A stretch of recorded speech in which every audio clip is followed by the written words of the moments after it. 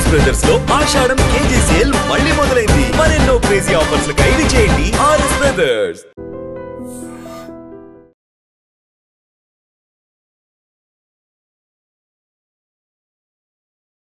నమస్తే, welcome to iDream talking point with కవిత.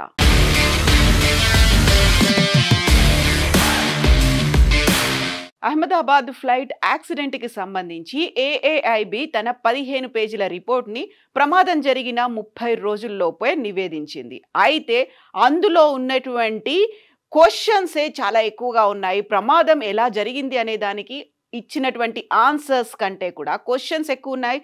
అది కూడా అన్ఆన్సర్డ్ క్వశ్చన్గా ఒక పజిల్ లాగా మిగిలిపోయాయి. వాటికి సంబంధించే ఇప్పుడు విపరీతమైనటువంటి చర్చ జరుగుతోంది. ఇన్ డెప్త్ ఇన్వెస్టిగేషన్ రిపోర్ట్ ఎప్పుడు వస్తుందో తెలియకపోయినప్పటికీ ఇటీవలే ఎయిర్ ఇండియా తన రిపోర్ట్ని అయితే బయటపెట్టింది. దానికి సంబంధించి బోయింగ్ 787కి సంబంధించి ఉన్నటువంటి లోపాలు, వీటన్నిటితో పాటుగా స్విచ్లకు సంబంధించి కూడా ఎలాంటి ఎర్రర్ లేదు అని ప్రకటించినప్పటికి కూడా ఆ 10 సెకండ్ల క్రూషియల్ టైంలో ఏం జరిగింది, ఇప్పుడు ఆ 10 సెకండ్లకు సంబంధించే సివిఆర్లో రికార్డ్ అయినటువంటి ఒక క్వశ్చన్, దాని ఆన్సర్ను బేస్ చేసుకొని మాత్రమే మనం ఒక కంక్లూజన్కి రాలేము. అక్కడ కాక్పిట్లో ఉన్నటువంటి ఈ 2 ఫ్యూయల్ కంట్రోల్ బటన్స్ ఎందుకు స్విచ్ ఆఫ్ అయిపోయాయి, ఎలా స్విచ్ ఆఫ్ అయిపోయాయి అనేది ఒక క్వశ్చన్. సడన్గా నువ్వు స్విచ్ ఆఫ్ చేసావా అని ఒక పైలట్ అడిగితే ఇంకొక పైలట్ లేదు నేను చెయ్యలేదు అనేటువంటి సమాధానం వచ్చింది. ఆ తర్వాత జరిగినటువంటి ఆ 10 సెకండ్ల క్రూషియల్ టైంలో ఏం జరిగింది అనేది చాలా కీలకంగా మారింది. ఎయిర్ ఇండియా సిఇఓ అయితే చాలా క్లియర్గా చెప్పారు, అక్కడ నో అనామలీస్ అంటే ఎలాంటి ప్రాబ్లమ్స్ లేవు, ఎలాంటి టెక్నికల్ ఎర్రర్ లేదు అని చెప్పినప్పటికి కూడా జరిగినటువంటిది ఏంటి, అక్కడ హ్యూమన్ ఎర్రరే జరిగిందా, అలాంటి ఒక కంక్లూషన్కి వచ్చినప్పటికి కూడా సైకలాజికల్గా ఒక ఎఫెక్ట్ అనేది పడి ఉంటుందేమో అనేటువంటి ఒక భావనకు వస్తున్నారు. దాన్ని స్టార్టిల్ ఎఫెక్ట్ అంటారు. దాన్ని స్టార్టిల్ ఎఫెక్ట్ అంటే సడన్గా జరిగేటువంటి ఒక షాక్ లాంటిది, ఏం చెయ్యాలో అర్థం కానటువంటి ఒక పరిస్థితి, సడన్గా లోలో అయిపోవడం, ఏం చెయ్యాలి, నెక్స్ట్ స్టెప్ ఏముండాలి అనేది ఇమ్మీడియట్గా ఆలోచించుకోకపోవడం వల్ల ఇలాంటి దుర్ఘటన జరిగి ఉంటుందేమో అనేటువంటి భావనని బ్లూంబర్గ్ తన రిపోర్ట్లో వెల్లడించింది. యాక్చువల్గా అక్కడ ఫ్లైట్కి చూస్తే ఫస్ట్ ఆఫీసర్గా కో పైలట్ చెప్తారు, ఆ తర్వాత మెయిన్ సీనియర్ పైలట్ని కమాండ్ ఇన్ కంట్రోల్ అని అంటారు. So co pilot first officer ఈ ప్లేస్లో కూర్చుంటారు, ఆ తర్వాత command in control senior pilot ఈ ప్లేస్లో కూర్చుంటారు. యాక్చువల్గా తను ఆపరేట్ చేస్తున్నప్పుడు సడన్గా ఆఫ్ అయిపోయాయి కాబట్టి తను సీనియర్ పైలట్ని కమాండ్ ఇన్ కంట్రోల్ని అడిగి ఉంటాడేమో అనే భావనతో పాటుగా ఫ్లైట్ టేక్ ఆఫ్ అయినటువంటి వెంటనే జరిగినటువంటి ఈ పరిణామాలకు సంబంధించి ఇప్పుడు జరగాల్సినటువంటి చర్చ చాలా ఉంది. ఎందుకంటే ఏఏఐబి రిపోర్ట్ తన ప్రిలిమినరీ రిపోర్ట్లో ఏది వెల్లడించలేదు కాబట్టి. యాక్చువల్గా ఫ్లైట్ టేక్ ఆఫ్ అయినటువంటి కేవలం 3 సెకండ్లలో 2 స్విచ్లు ఆఫ్ అయిపోయాయి. కేవలం 3 సెకండ్లలో మాత్రమే. అది టేక్ ఆఫ్ అయినటువంటి 787 బోయింగ్ డ్రీమ్ లైనర్ ఒక మ్యాక్సిమం రికార్డెడ్ స్పీడ్కి చేరుకుంది. సడన్గా అప్పుడే ఇవి స్విచ్ ఆఫ్ అయిపోయాయి. So both engine fuels switch off అయిపోయాయి కాబట్టి ఇమ్మీడియట్గా ఒక సెకండ్లోనే బటన్స్ అనేవి షట్టింగ్ డౌన్ మోడ్లోకి వెళ్ళిపోయాయి. ఆ తర్వాత ఇంజన్లకి ఇంధనం కూడా అందలేదు అనే మాట ఇప్పుడు బ్లూంబర్గ్ వెల్లడిస్తోంది. సో కన్ఫ్యూజన్ సడన్గా స్టార్ట్ అయిపోయింది. 2 పైలట్ల సంభాషణ అయితే వినిపించింది. ఆ తర్వాత ఆటోమేటిక్గా వితిన్ 10 సెకండ్స్లోనే ఒక ఇంజన్ రీసెట్ అయింది. ఇంకొక 5 సెకండ్స్లో సెకండ్ ఇంజన్ కూడా రీసెట్ అయ్యి స్టార్టింగ్ మోడ్లోకి వచ్చింది. బట్ ఆ సమయానికి అది అప్పటికే విమానం పడిపోవడం స్టార్ట్ అయిపోయింది. యాక్చువల్గా ఆ సమయం ఒకవేళ అది స్పీడ్లో ఉండి ఆకాశంలో ఆల్రెడీ తన ఆల్టిట్యూడ్కి చేరుకుంది అనుకుంటే ఆ కెపాసిటీ అది సరిపోయేది. ఒకవేళ 10 సెకండ్స్ ఆఫ్ మోడ్లోకి వెళ్ళిపోయినా కానీ ఉన్నటువంటి స్పీడ్తో అది తనంతట తానుగా కంట్రోల్ చేసుకోగలిగేది. ఎట్ ద సేమ్ టైం అక్కడున్నటువంటి ర్యామ్ ఎయిర్ టర్బైన్ కూడా యాక్టివేట్ అయింది. కావాల్సినటువంటి ఇంధనాన్ని ఎనర్జీని కూడా స్విచ్లకు అందచేయగలిగినప్పటికీ కూడా వెరీ లో స్పీడ్తో ఉంది, తక్కువ హైట్తో ఉండడంతో అది ఇమ్మీడియట్గా యాక్సిడెంట్కి గురైంది అనేటువంటి భావన వచ్చింది. యాక్చువల్గా స్పీడ్ చాలా ఎక్కువ ఉండి హైట్ కూడా ఎక్కువ ఉన్నట్టయితే ఆ 10 సెకండ్స్ని కూడా మ్యాక్సిమం కవర్ చేసుకోగలిగేవాళ్ళు. కాకపోతే అది తక్కువ ఎత్తులో వెళ్ళడం, చాలా వెరీ లో స్పీడ్తో వెళ్ళడం, అయినప్పటికీ కూడా 625 అడుగుల ఎత్తులో ఉన్నటువంటి ఆ ఫ్లైట్ కుప్పకూలిపోవడానికి కారణమైంది అనేది బ్లూంబర్గ్ తన నివేదికలో వెల్లడించింది.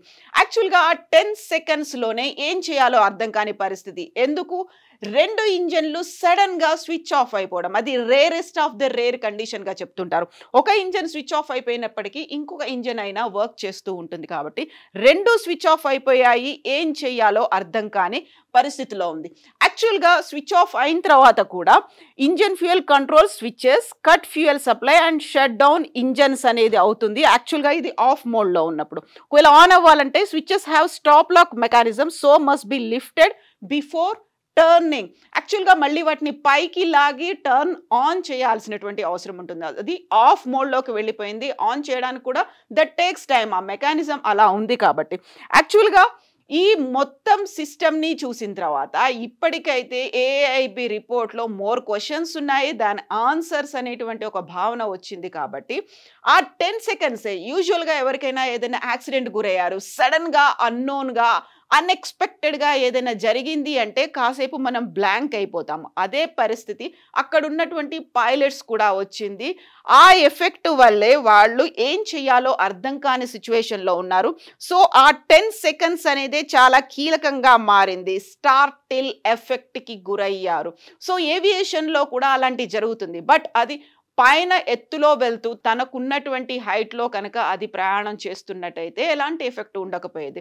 కరెక్ట్గా టేక్ ఆఫ్ అయినటువంటి 3 సెకండ్స్లోనే స్విచ్ ఆఫ్ అయిపోవడం, 1 సెకండ్లోనే ఇమ్మీడియట్గా 2 బటన్స్ కూడా స్విచ్ ఆఫ్ మోడ్లోకి వెళ్ళిపోవడం. ఆ 10 సెకండ్స్ కాలంలో ఏం జరిగింది? అక్కడ విపరీతమైనటువంటి నాయిస్ కూడా ఉంది. ఆ 2 ఒక క్వశ్చన్ ఒక ఆన్సర్కి సంబంధించి 2 సెంటెన్స్ల రూపంలో ఏఐబి అయితే తన రిపోర్ట్లో వెల్లడించినప్పటికీ అక్కడ జరిగేటువంటి హడావుడి కావచ్చు, గందరగోళం కావచ్చు, అయోమయమైనటువంటి పరిస్థితి, వాటన్నిటిని ఏఐబి తన రిపోర్ట్లో వెల్లడించలేదు అనేటువంటి ఒక భావన కూడా ఉంది. కాబట్టి ఆ 10 సెకండ్స్ కాలాన్ని అటు హ్యూమన్ ఎర్రర్ అనడానికి బదులుగా సైకలాజికల్గా వాళ్ళ మీద సడన్ షాక్కి గురవడం వల్ల అయినటువంటి ఎఫెక్ట్తో ఆలోచించుకోలేని పరిస్థితి.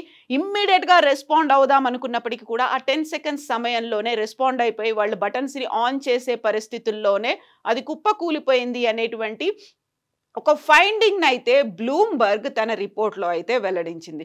సో ఇప్పుడు ఇన్ డెప్త్ అనాలిసిస్ అనేది ఎప్పటిదాకా వస్తుంది? ఫెడరల్ ఏవియేషన్ అడ్మినిస్ట్రేషన్కి సంబంధించి అయితే ఆ ఫ్యూయల్ బటన్స్లో ప్రాబ్లమ్స్ ఉన్నాయి అని చెప్తున్నప్పటికీ ఎయిర్ ఇండియా మాత్రం చెక్స్ చేసుకున్నాము, డీజీసీఏ ఇచ్చినటువంటి అడ్వైజరీని బేస్ చేసుకొని అందులో ఎలాంటి ప్రాబ్లం లేదు అని ఎయిర్ ఇండియా చెప్తోంది. బట్ అక్కడ జరిగింది హ్యూమన్ ఎర్రర్ కాదు, స్విచ్ల పరంగా కాదు, హ్యాక్ చేయలేదు, ఇంకా టెక్నికల్ స్లాగ్ లేదు. కాబట్టి జరిగిందంతా అది సైకలాజికల్గా ఎఫెక్ట్ అయి ఉంటుంది. ఆ ఎఫెక్ట్ వల్లే వాళ్ళు సడన్ షాక్ గురయ్యి బ్లాంక్ అయిపోయి ఉంటారు. దానివల్ల ఇలాంటి ఇన్సిడెంట్ జరిగి ఉంటుంది. అది కూడా తక్కువ హైట్లో వెళ్ళడం కావచ్చు, లో స్పీడ్తో వెళ్ళడం వల్లే జరిగి ఉంటుంది అనేటువంటి భావన. ఇప్పటికైతే ఫైనల్ ఇన్ డెప్త్ రిపోర్ట్కి సంబంధించి ఎలాంటి సమాచారం లేదు. కాబట్టి జరుగుతోందంట ఏమయ్యి ఉంటుంది? ఏవియేషన్ ఎక్స్పర్ట్స్ దగ్గర నుంచి తీసుకున్నటువంటి ఒపీనియన్స్ని బేస్ చేసుకొని బ్లూంబర్గ్ కూడా తన రిపోర్ట్ని ఇచ్చింది. అది కూడా యుఎస్కి చెందినటువంటి ఏవియేషన్ ఎక్స్పర్ట్ ఒపీనియన్, తన అభిప్రాయం. యాక్చువల్గా అన్నేళ్ల ఎక్స్పీరియన్స్తో ఏం జరిగి ఉంటుంది అనేటువంటి ఒక భావనకు వచ్చిన తర్వాత బ్లూంబర్గ్ అయితే వెల్లడించింది.